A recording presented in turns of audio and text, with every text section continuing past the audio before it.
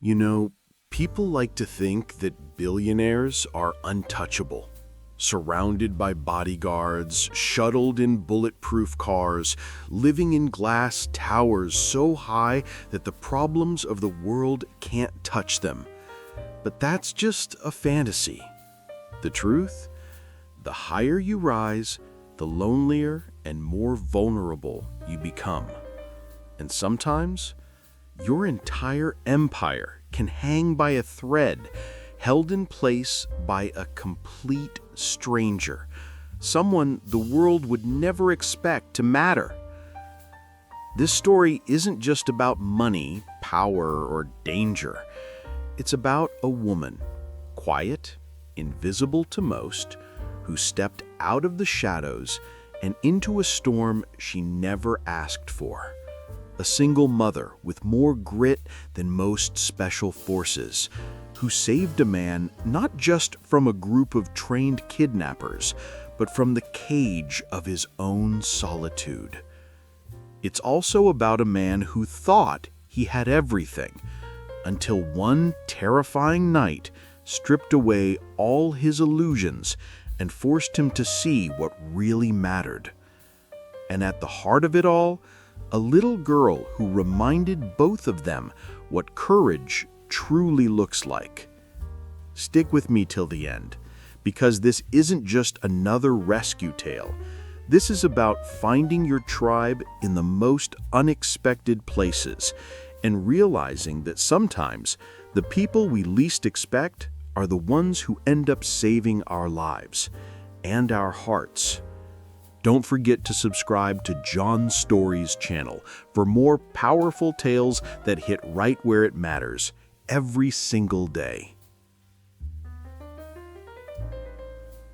My name is Nathaniel Grant. People call me Nate. I didn't grow up rich. My family scraped by in a rundown suburb outside Pittsburgh. I made my money the hard way, building tech tools for Fortune 500s before I was even old enough to rent a car. I was driven, ruthless even. And eventually, yes, I became the kind of man who wore $1,000 shoes and ate dinner in buildings my company owned. But none of that mattered the night I almost died in a parking garage. It started like any other late night.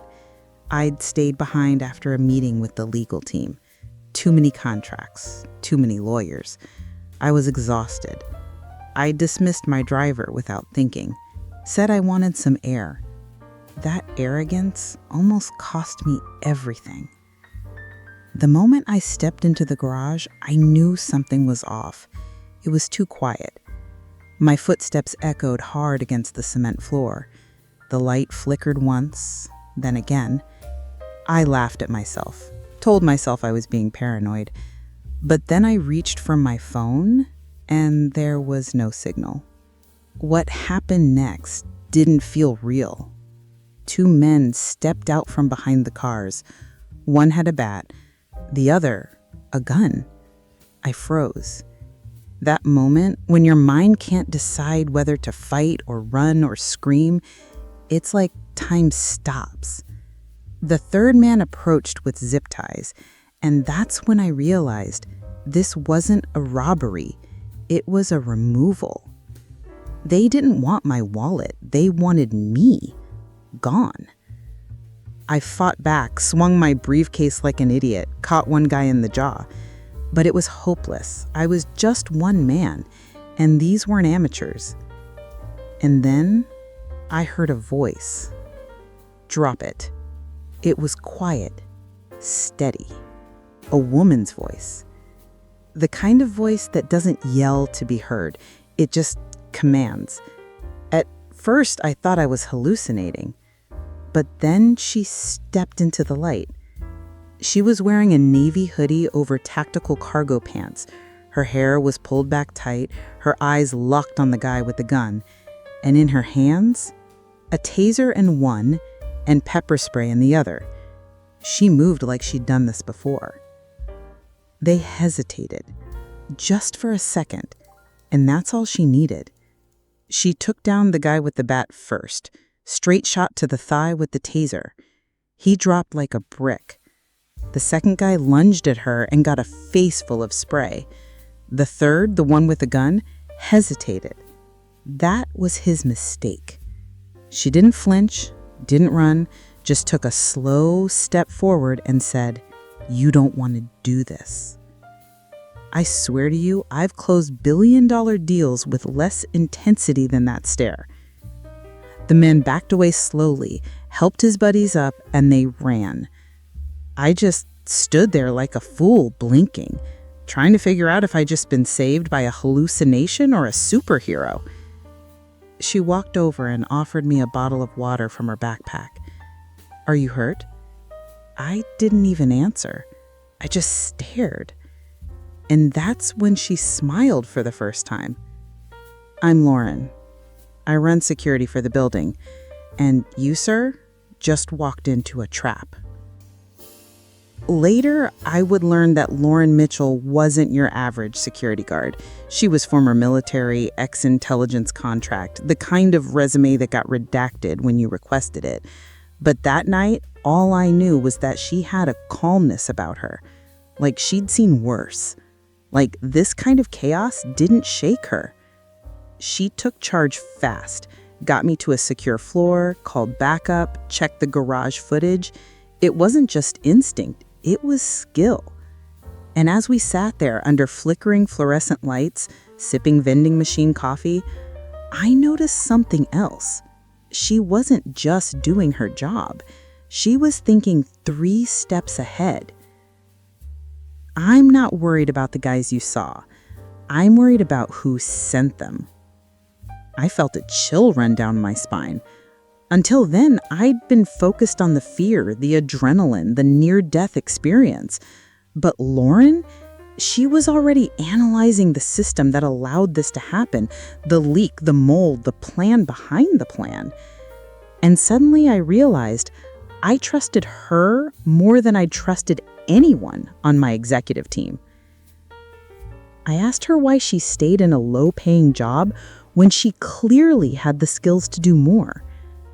She hesitated. "My daughter," she said finally. "She's 8, bright, funny. Lost her dad 2 years ago. I chose stability. I chose a quiet life, so she could sleep safe at night." And that hit me harder than the fight, because I'd spent years running from connection, from family, from anything that might slow me down. And here was this woman risking her life for a stranger, all so her daughter could have peace. The world didn't deserve her, but I wasn't about to let it break her either. The next morning hit harder than I expected. I hadn't slept. Not really. I kept replaying it.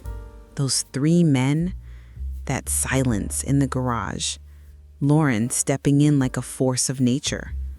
The kind of memory that carves itself into your bones so you never forget what fear tastes like, or what hope looks like when it wears a hoodie and combat boots. The city skyline was waking up outside the hotel window, but I didn't feel safe. Not really. The usual security protocols felt paper thin. Lauren had convinced me to stay somewhere off the grid. No public records, no bookings under my name, no digital trail. I didn't argue. For the first time in a long time, I let someone else call the shots. She knocked gently on the suite door that morning. Same jeans, same ponytail, but this time she wore a softness I hadn't seen the night before. In one hand, she held coffee. In the other, a small plastic bag. "Your phone, charger, some clean clothes, and a toothbrush, because, frankly, you look like a raccoon that got hit by a truck." I laughed. Maybe for the first time in 12 hours. Lauren didn't sit down right away. She walked to the window and scanned the street below, her eyes doing that subtle scan professionals do. Parking patterns, pedestrians, blind spots. "You okay?" I asked, No, but I will be, once I know this is over. I wanted to tell her I'd make sure she and her daughter were protected, that I had the money, the contacts, the lawyers, but that wasn't what she needed. She needed certainty. She needed control, and I wasn't about to take that away from her. Instead, I asked, "What's your daughter's name?" "Tessa," she said, turning toward me with a small smile. "She's obsessed with frogs, wants to be a scientist. Built a fake weather station in the backyard last month using a yogurt container and duct tape." There was something about the way she said it. No embellishment, just pure pride. And suddenly I saw her not as my rescuer or a bodyguard, but as someone who carried the weight of 2 lives on her shoulders every single day without complaint. I didn't know it yet, but I was already falling for her.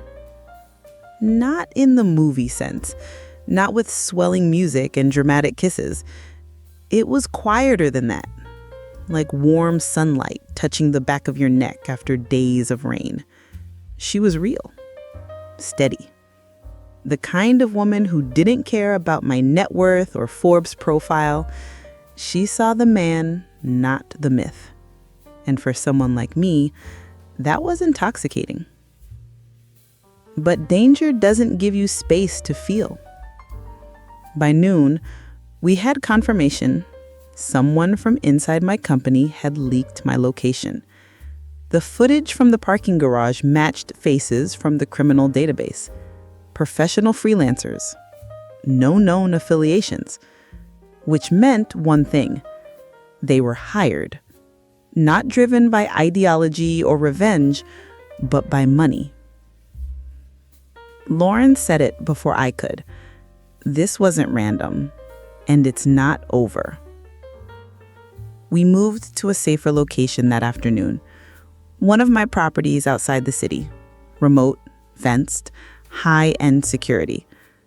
Lauren walked every inch of it, checking locks, studying blind spots, memorizing exit routes. Watching her was like watching an artist at work. Every motion had purpose. Tessa arrived later that day. A car picked her up from school, supervised by one of Lauren's old military contacts. She burst through the door, carrying a backpack covered in glittery frog stickers, and hugged her mom so tight, I thought she'd never let go. I tried not to stare, but the way Lauren melted in her daughter's arms, it did something to me. That night, we sat around the kitchen island, eating grilled cheese sandwiches and tomato soup. Tessa told us about her science fair. Lauren teased her about feeding frogs marshmallows, and for a moment, everything felt normal, safe. Until the phone rang. Blocked number. Lauren's posture changed instantly. Alert. Tense. She put the call on speaker. A distorted voice crackled through. "You got lucky once. Don't count on it again. We know where you sleep. We know where she goes to school. You think you're safe? Then silence." No demands, no explanation. Just psychological warfare.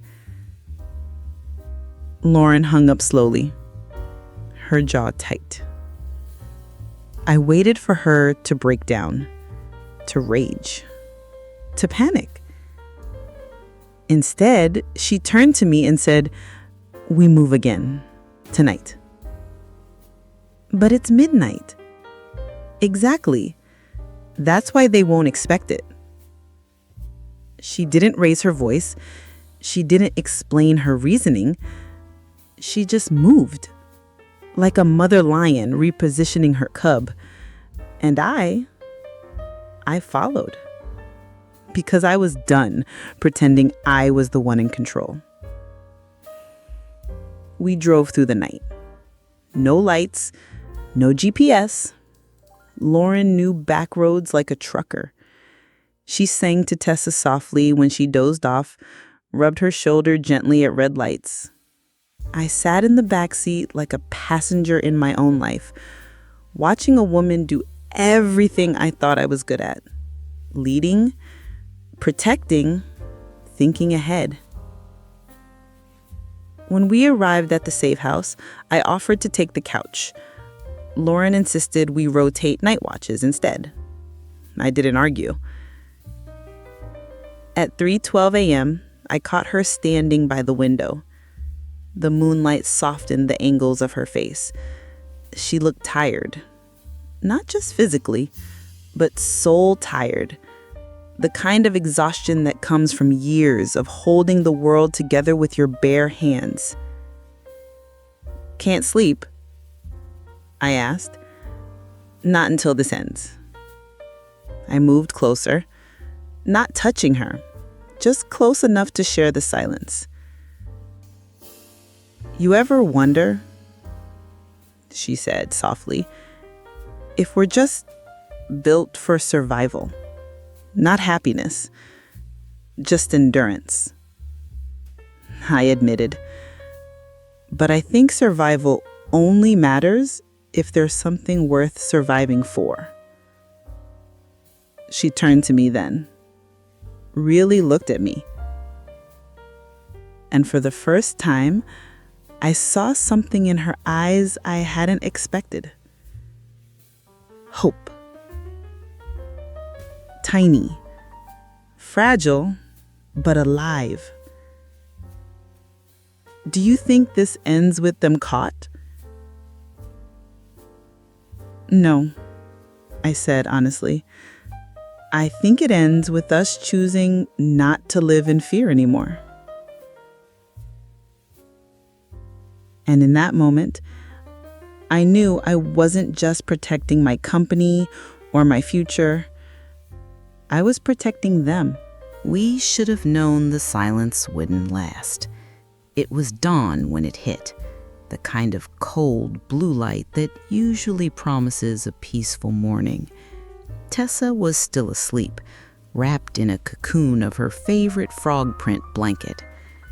Lauren was finally resting too, curled up on the armchair near the door, her eyes fluttering just enough to betray how lightly she slept. I was in the kitchen, making coffee, watching steam curl up from the pot when I heard it. Glass shattering. The sound froze me, just for a second. Then came the muffled thud of boots on hardwood. I dropped the coffee pot. Lauren was on her feet before I could even turn. Her hand went straight for the drawer where she'd stashed the pistol she'd cleaned 3 times since we got here. No wasted motion, no panic, just clarity. "Tessa," she whispered. We moved in sync. She rushed up the stairs. I went to the security panel. The cameras were dark, feed cut. My heart beat so hard I couldn't hear myself think. Then I heard Tessa's small voice. "Mommy?" followed by Lauren's reply. "We have to go, baby. Quiet feet, just like we practiced." That shattered me, because I knew then this wasn't the first time they'd run from fear.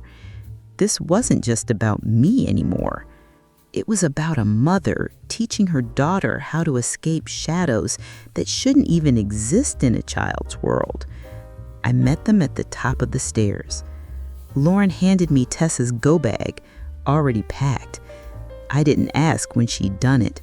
She was always planning, always prepared. That's who she was. "I'll buy you time," she said. "No," I snapped. "I stay with you." But she just looked at me, steady, unflinching. And it wasn't defiance, it was resolve. "Get her out, Nate. You're the only one who can." There was no time to argue. She kissed Tessa's forehead and whispered something only a mother can say in that kind of moment. I saw Tessa nod, bravely swallowing her tears, clutching her tiny frog keychain like it was a shield. I took her hand. We moved to the back stairwell. Then came the gunshot. I turned back. "Go!" Lauren's voice rang out. "I've got this." We disappeared into the shadows.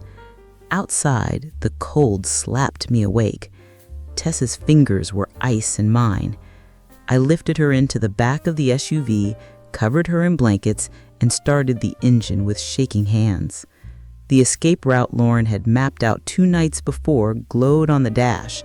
She had even marked detour options in case of roadblocks. Halfway down the road, Tessa whispered, "Will she be okay?" I wanted to say yes. I wanted to lie the way grown-ups do when they need children to stay calm. But instead, I said the only thing that felt right. "She's the bravest person I've ever met, and brave people find their way back." I called Martinez, the federal agent Lauren trusted. He met us at a backup location an hour later. Tessa was taken to a secured daycare unit with other agents' kids.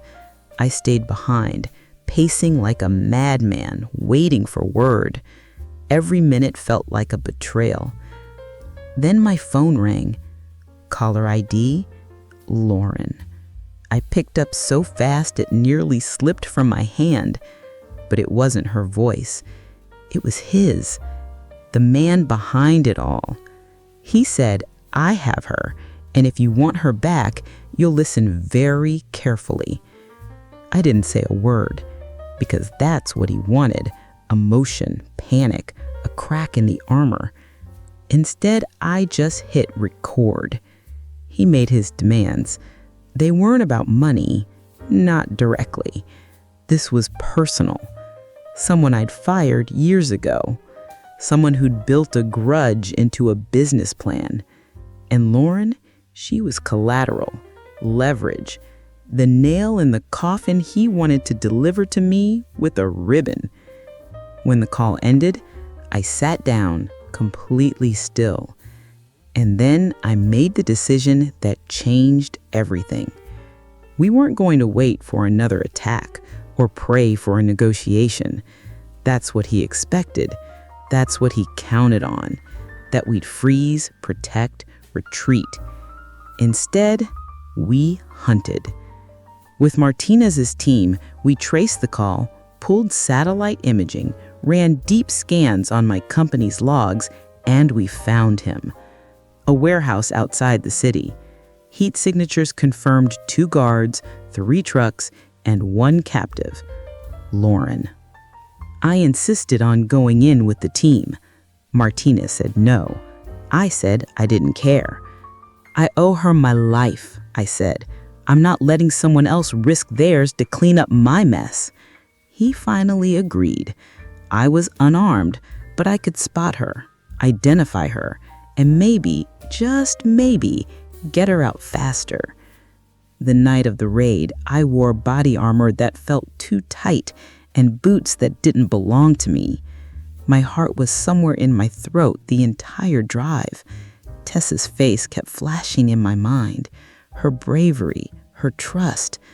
I couldn't let her lose her mother. The strike team moved in quietly. No sirens, no warnings, just precision, the way Lauren would have done it. I slipped in through a side door with an agent beside me. And there she was, chained to a pipe, bruised but not broken. Her eyes widened when she saw me, then narrowed. "What the hell are you doing here?" "I'm not leaving without you," I whispered. Even then, bleeding, trembling, she rolled her eyes. "You're a lunatic." I smiled. Takes one to love one. We made it out. Not without chaos, not without bruises, but alive. Martinez arrested the man behind it all, an ex-employee named Warren, who'd hidden his obsession behind loyalty for years. His motive? Revenge. His tool? Fear. But he underestimated the one thing you can't fake: love. And Lauren? She didn't cry. Not once. Not until she got back to the safe house and saw Tessa asleep on the couch, frog blanket pulled up to her chin. Only then did she collapse into my arms and sob. You'd think that's where it ends, but real stories don't fade to black. They stretch, they grow, they complicate. We moved again. New names, new security. But this time, it wasn't hiding. It was healing. Tessa went back to school. Lauren started working with Martinez, consulting on private security. And me? I stopped pretending I didn't need anyone. I started showing up at school science fairs. I learned the names of Tessa's stuffed frogs. I stopped checking my portfolio every hour. Because for the first time in my life, I had something more valuable than my company. A reason to stay grounded. It's strange how quickly a new routine can become your reality. Mornings stopped beginning with security briefings. Instead, they began with cereal and cartoons. Lauren, now officially consulting for federal agencies, started working remotely most days. She'd set up her laptop at the kitchen table, earbuds in, tapping quietly while Tessa colored frogs with glitter pins next to her. And me? I stopped sleeping at hotels. I stopped dressing for war every morning. I found myself waking up earlier. Not because of stress, but because I wanted to be the one who packed Tessa's lunchbox. I wanted to be there for the little things, the messy things, the real things. One Saturday morning, we found ourselves in the backyard. Tessa had convinced both of us to finally plant the butterfly garden she'd been dreaming about since the safe house. She wanted milkweed and marigolds and a tiny hand-painted sign that said, "Pollinator Paradise." Lauren kneeled in the dirt next to her, showing her how deep to place the seedlings. I stood nearby, watching, unsure of whether I was helping or just hovering like a happy idiot. But then Tessa said something that hit me harder than any ambush ever could. She looked up and said, "This is what safe feels like." She didn't say fun or nice or pretty. She said safe.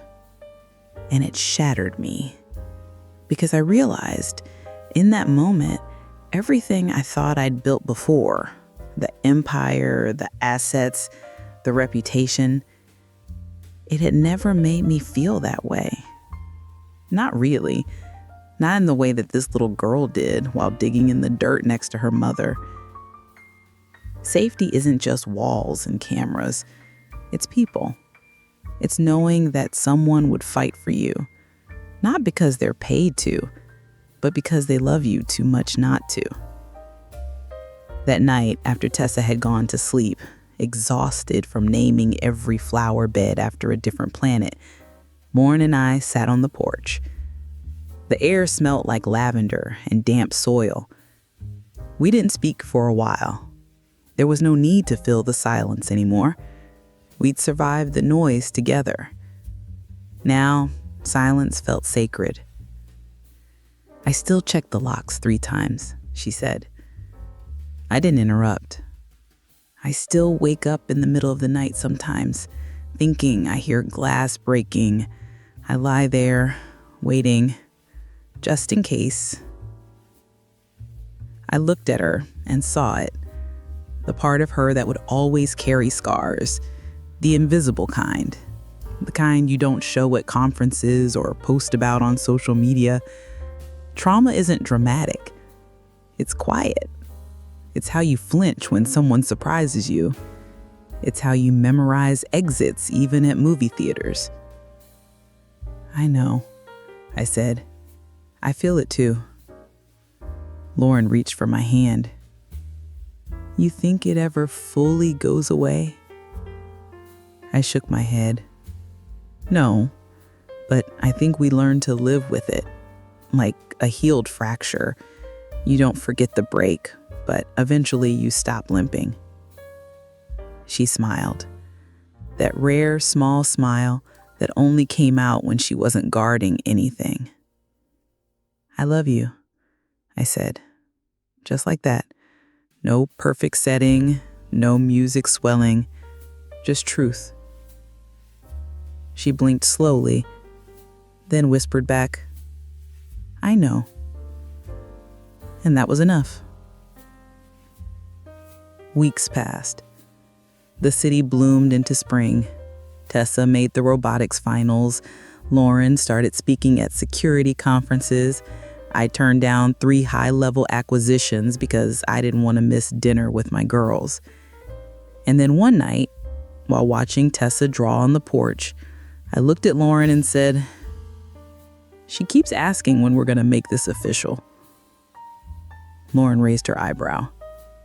"You want to let an 8-year-old plan a wedding?"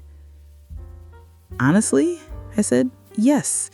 I think it'd be the most scientific, frog-themed, robot-decorated wedding the world has ever seen." She laughed, threw her head back, then whispered, "Let's do it." We didn't have a white dress or a cathedral. We had Tessa's drawings taped to every wall and mason jars filled with flowers from the butterfly garden. She walked us down the aisle holding a bouquet she made herself. The cake had little frogs on it, and the vows, they weren't scripted. They were just us. Raw, real, a little clumsy, but filled with everything that had gotten us here. When the officiant said, "You may kiss the bride," I kissed her hand first, because it was that hand that had pulled me out of the darkness. Now, we're not perfect. We still double lock doors. We still have panic buttons in every room. Tessa still asks once in a while if the bad men will ever come back. But we face it all together.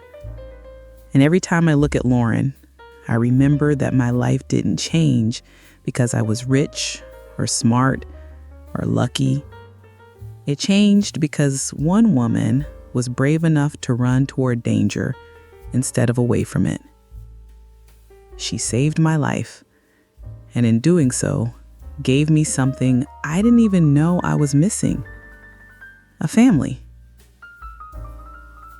Sometimes we imagine heroes as people in uniforms or with capes or with limitless strength, but often heroes look like tired mothers with quiet voices and calloused hands. The kind of people who carry the weight of the world without asking for applause, who show up even when they are afraid, who teach their children to be strong, not by preaching, but by example. Lauren wasn't just my rescuer. She was the lesson I didn't know I needed. That real love isn't loud. It's patient. It's persistent. It shows up in the small things: packing a lunchbox, checking the locks, holding your hand in silence when words fail. So if you ever find yourself lost, drowning in a life that looks good on paper but feels hollow inside, remember this: sometimes the greatest things we fight for aren't made of contracts or shares or fame. They're made of people, the ones worth protecting, the ones worth changing for, the ones who show us that even broken things can become beautiful when held with love. And if you're lucky, you'll get to build a garden with them. One flower, one robot, one frog at a time. Thank you for watching. If this story touched you, make sure to subscribe to John's Stories for more heartfelt tales like this. Because sometimes the stories that matter most are the ones that remind us how to love again.